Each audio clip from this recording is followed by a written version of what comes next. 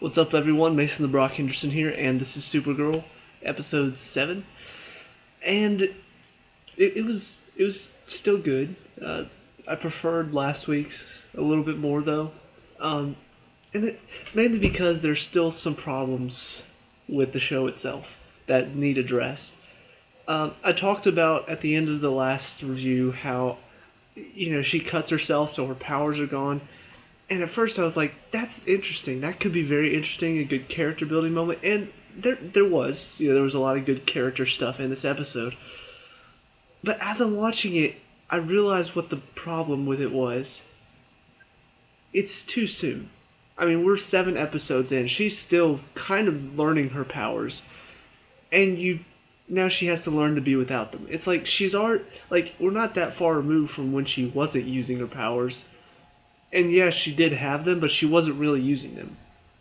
And even though she didn't feel normal, she kind of was. I don't know, it just feels kind of forced. That they felt they needed something to add some drama, some suspense. So let's take away her powers. But it felt too soon. We really haven't had time to kind of grow on this character with powers, and then you take them away so soon. It's just like, well, I mean, I've hardly gotten used to her having powers. So that was my main problem with that. The concept itself, though, worked really well, in my opinion. Like, they have a couple moments with her. There's a guy that she really wants to save, but she can't. And so the next scene is her talking to Jimmy and kind of going through that I couldn't save him moment, which most superheroes have every now and then, except for the Man of Steel movie, because he thousands of innocents died, and he was just like, so I stopped him. And I think that's my main.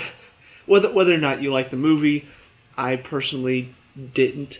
And this scene right here is what they were missing. They were missing that moment when the lives of the innocents mattered. Like all the people that died during the destruction, they never talked about it. And they are focusing a bit on that in Batman versus Superman. That seems to be the reason why Batman doesn't trust Superman, which I completely agree. I completely agree that is a big deal. And they had it in the show. They had that moment where she's like, I couldn't save him, and she's like really upset about it. I'm like, see, that's what a superhero should be like. They shouldn't just, innocent person dies, they neglect to save them, and they're just like, oh, okay, let's stop the bad guy. And obviously this is a bit different because she's not fighting a bad guy, but the other thing that I didn't really like about this is that this whole situation was kind of a Deus Ex Machina in reverse, where instead of there being something to help the hero out of nowhere, in this case, she loses her powers, and I thought that whatever was going on was going to be like a Maxwell Lord thing, trying to draw her out or something like that. But no, it was just random, really big earthquakes on the day that she happens to not have her powers. I'm like, really? Like, that's a little too coincidental. Like, if somebody had attacked on this day, that would make perfect sense, because National City gets attacked by bad guys a lot. So if this were something like maybe Maxwell Lord had planned, or maybe her aunt had stepped in and was, trying to bring her out of the shadows, trying to capture her by attacking random people, and she can't do anything, that's different. That would be awesome. But to have it just be, earthquakes out of nowhere that destroyed half the city, too bad you don't have your powers. To me, I was just like, oh, come on, like, really? You couldn't make it a little bit more clever? You couldn't make it because of something. It's just earthquakes. So, didn't really like that. I thought they could have done better. And then the final thing, which actually I didn't like, but then I like how it ended, was I still don't like Jimmy's character for many, many reasons. I've already talked about how he's not the same Jimmy Olsen from from the original Superman, and beyond just like the race of the character. Like he's nothing like Jimmy Olsen. He's nothing like the Jimmy Olsen that I grew to love and watching the cartoons of Superman. So it goes beyond just his character too. It's the fact that the only reason he's there is just to be kind of that love interest for Kara, but he likes somebody else, so they're doing like a whole love triangle thing. And in the last episode, they kind of touched on the fact that it was less she was jealous of him being with Lucy, and more like she wanted to be normal, and seeing them together kind of reminded her that she's not normal, and she wanted something like their relationship. I was like, okay, that's a good way to turn it. You know, she's not jealous of not having. But then in this episode, they go back to her wanting him again, and I'm just like, come on, people. Like, first of all, Jimmy is just this. He's a tease. He really is. Like, the way he looks at her, the way he talks to her, how close he gets to her, like he's just leading her on, and it's so obvious that he's leading her on. And every single time it seems like, well, maybe she's done with him, he does something that makes her fall in love again. And I'm just like, okay, this has got to stop. The good thing though is that they have these moments where he's trying to tell her that he believes in her, all this stuff. They're having another moment in his office, and she they have a very intimate hug, and Wynn walks in on it. And at first I was like, oh, is he just gonna be like, oh, he likes her, so that's why he's mad? But no, he's actually mad because first of all, he says Jimmy's got a girlfriend. I thought you were better than this. And even at the end, like she was like, I'm sorry, I understand that you're disappointed in me. Supergirl should be better than that. He's like, I'm never disappointed in Supergirl, but today I was disappointed in you. And I like the fact that he's making that distinction that Supergirl is always doing the right things, but Kara herself is making very poor choices. And it's not just something to be overlooked. Like she really is making a poor choice by constantly being around him, constantly chasing after him. And I like the fact that they touched on that. I like the fact that it wasn't just it's not continuing and it's not being talked about, because it really does get annoying. And it's my biggest problem with the show so far. It's overall it's really not a bad show, but the one thing that really pushes it over the edge, that makes it a bad show in my opinion so far, is the whole Jimmy thing. Like that whole thing is just dumb to me. The fact that he's in the show feels like, well, this show isn't good enough on its own. We need to have something to connect to Superman. I know, put Jimmy Olsen in there. But we can't just have the same old Jimmy Olsen. No, he's got to have a better point to the story other than just tying it to Superman. I know, we'll make him tall and handsome and a love interest for Kara. That will make the show better. No, it makes the show stupid. And that's been my biggest... And if you watch my other reviews, that's the one thing that I harp on in every single review, is that it's dumb. Even in the last episode, like, the whole Jimmy and Lucy thing going on with her father was the weakest part of the episode. And it was honestly the best episode of the season. So I wish that would end. I don't... If you want to have him in there just as kind of a connection to Superman, fine, I'll buy it. But honestly, they're not making him just a connection to Superman. They're making him try to be an important character by forcing a love triangle on us, and it doesn't work. It really doesn't. So anyway, enough harping on that. As far as what I did like, there were quite a few things I did like. So I'm not saying this was a bad episode. It was probably my second favorite episode. My first was obviously last week. There were these moments where she doesn't have her powers, and there's a lot of emotion in it. There's more character in this episode than there has been recently. The moment when she goes into the store to stop the robber, and she doesn't have her powers, and you could see like even her hand's still shaking because she has a broken arm, and she's like talking the guy down. That speech is inspiring. The speech that Cat Grant gives, which I'm going to talk more about her in a second, is really inspiring, and the way she says it is just really, really well worded, and it's going on parallel. Like, they're happening at the exact same time. I thought that was brilliant. It's probably one of the most brilliant things that this show has done so far. So I did enjoy that. I thought that was a very good moment. I think the thing with Maxwell Lord, if you watched 2 weeks ago, during the bombings episode when he blackmailed the bad guy to like blow up all this stuff and then the guy blew himself up. I talked about at the end of that episode how Supergirl found all this stuff out about him being a bad guy, and then just didn't do anything about it. Just flew away and said, "This isn't over." And I was just kind of like, okay, come on, like, you know, go back if you want to watch me freak out about that, because that was very unsuperhero like of her to not stop the bad guy in his tracks. Um, and kind of another moment here where instead of instead of inspiring people with hope when all of this stuff is going on, he instead blames Supergirl for not being around and making them complacent to all of this stuff. When in truth, okay, I understand what he's saying. I understand that, yeah, if you rely on something too much, it can cause yourself to be complacent for when you have to do stuff yourself. I understand that. But at the same time, if you have somebody to look up to, that can inspire you to be better. You know, like, obviously you have two sides of the coin. You can either rely on them too much, or you can rely on them to inspire you to to better yourself. And instead of taking it that way, he's taking it the negative way, and really inspiring fear in people. And once again, it's like, okay, come on, like, he's clearly a bad guy. Are we just seriously gonna let him do whatever he wants and not address this at all?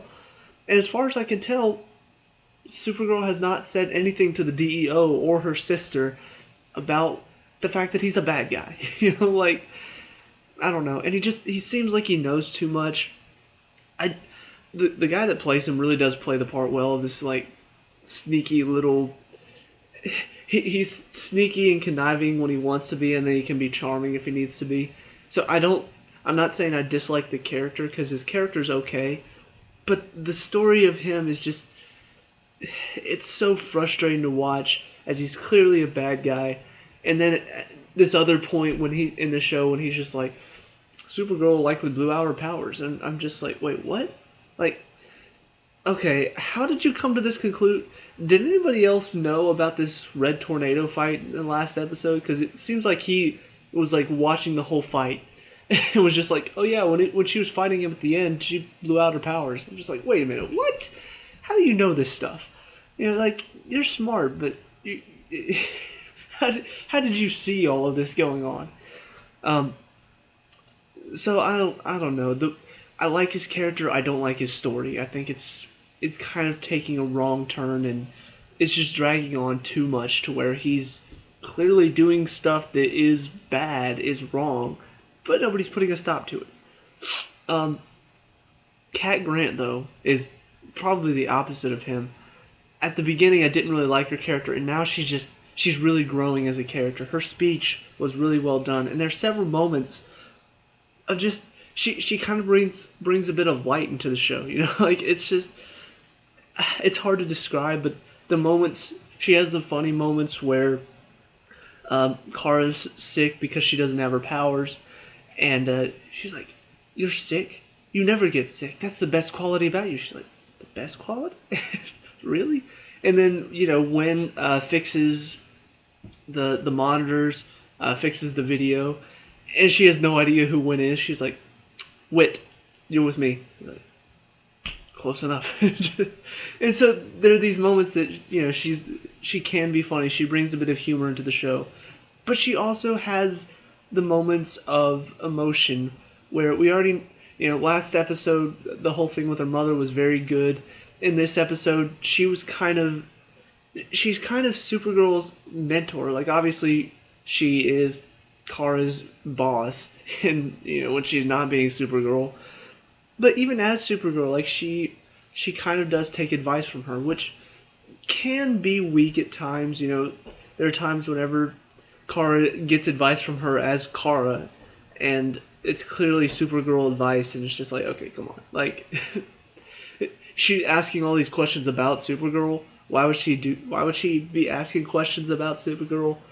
But they have a moment at the end where, you know, Kara flies back as Supergirl, and she's just like, yeah, I just wanted to say that was a great broadcast you put out today. And she's just like, where were you today? Like, you're supposed to be consistent. And she said, well, you know, I inspire people, but today you inspired me.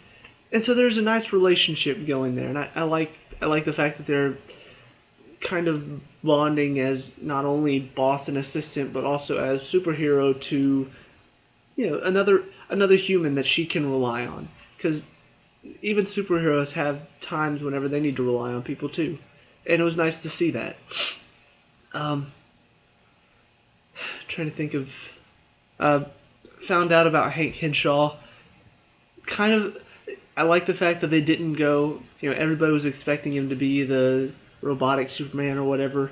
Um, I'm not a huge comic book nerd, so I I'd heard about it watching other videos, but I didn't know about it very well. But come to find out that he's actually like an alien from another planet, uh, and that Alex's dad died protecting him, and you Hank Henshaw was killed in the resulting whatever, and so to protect his identity, he shapeshifted into Hank Henshaw. And that's who he is. It's just like, okay, so we can't trust him, because this episode was very much like, can we even trust this guy? Like, is he trustworthy? I can't really tell. And so, his story finally comes to I guess, a conclusion for now. Like he'll probably be useful later. Um, I don't know what's going on. Like my sinuses today are just really bothering me. Anyway, so that was well handled. I thought it was nice to see it a little bit different than what the comic books have, because at times I think that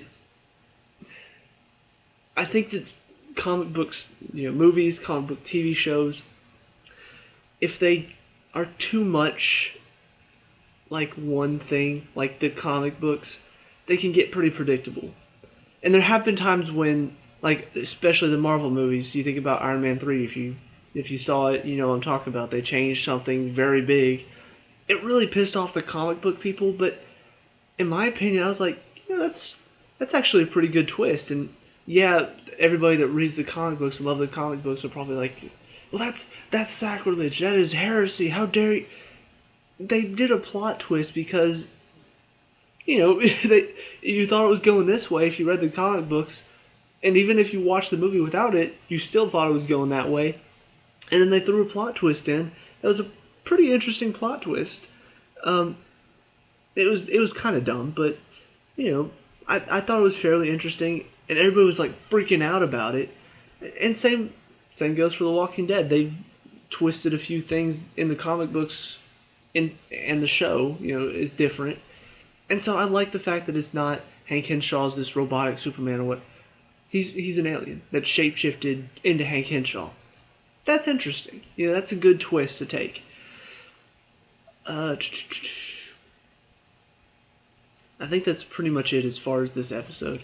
They do end on a bit of a cliffhanger where Car's aunt comes out of nowhere with these two guys and they tackle her to the ground and are holding her. She's like, okay, so now the main plot I think is about to get going. But I mean, as far as this episode, like I said, still some problems with Jimmy. Uh, okay, there was one moment that made me scratch my head, like why.